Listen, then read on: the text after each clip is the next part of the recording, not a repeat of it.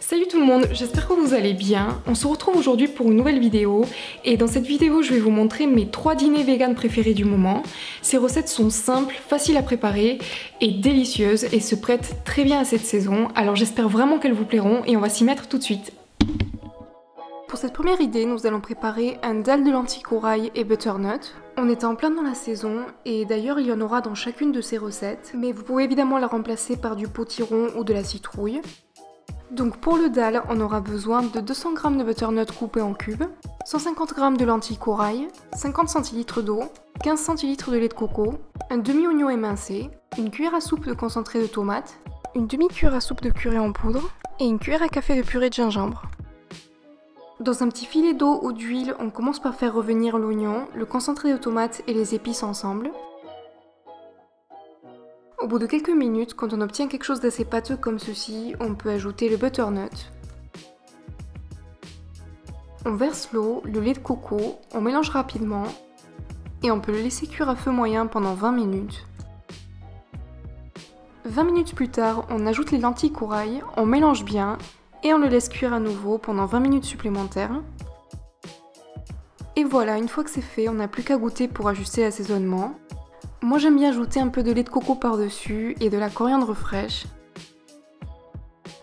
On peut l'accompagner avec du riz, du pain libanais ou comme moi, de tortillas de maïs. En tout cas, quelle que soit l'option, ce dalle est vraiment délicieux. Pour cette deuxième idée, nous allons préparer des lasagnes d'automne. On va commencer par faire revenir ensemble dans un peu d'eau ou d'huile un demi-oignon émincé et 100 g de butternut coupé en petits cubes.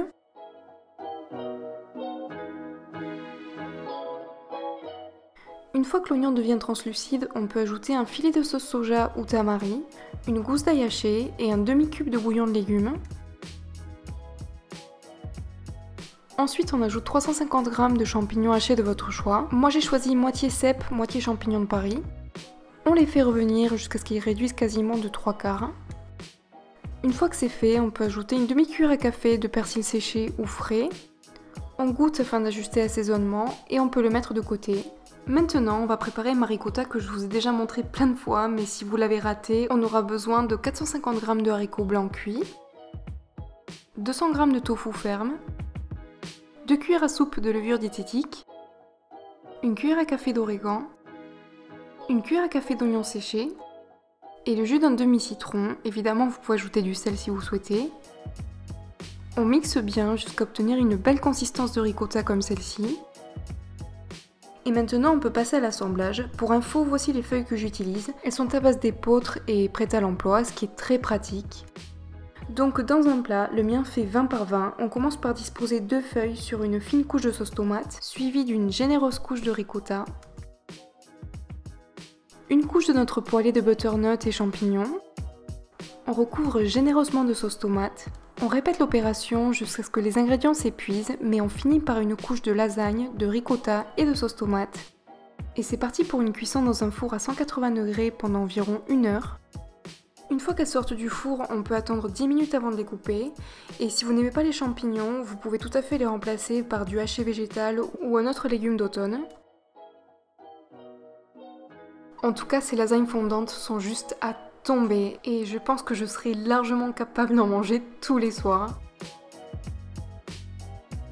Pour cette dernière idée, nous allons préparer un risotto au butternut et à la châtaigne et donc on aura besoin de 150 g de riz spécial risotto, 70 cl de bouillon de légumes, il se peut qu'on n'ait pas besoin de tout le bouillon mais on le prévoit quand même au cas où, 150 g de butternut coupé en cubes, un demi-oignon émincé, 700 cl de vin blanc, une cuillère à soupe de levure diététique, un filet de crème végétale, pour moi c'était la crème d'avoine, et environ 3 châtaignes déjà cuites.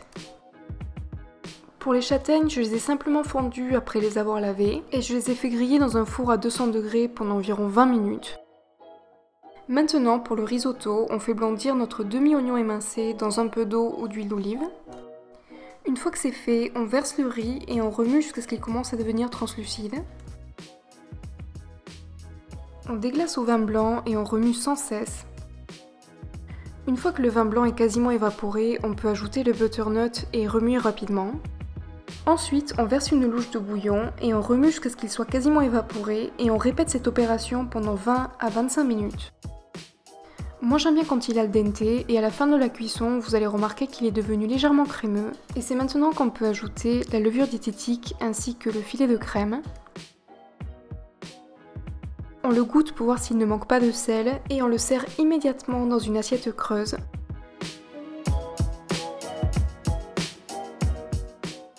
On le décore avec des gros morceaux de châtaigne et de la ciboulette et voilà, c'est prêt.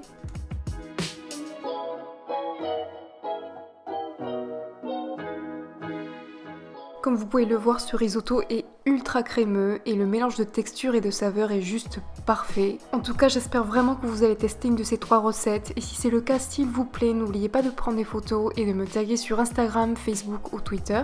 Je vous fais un gros bisou et je vous dis à la prochaine vidéo.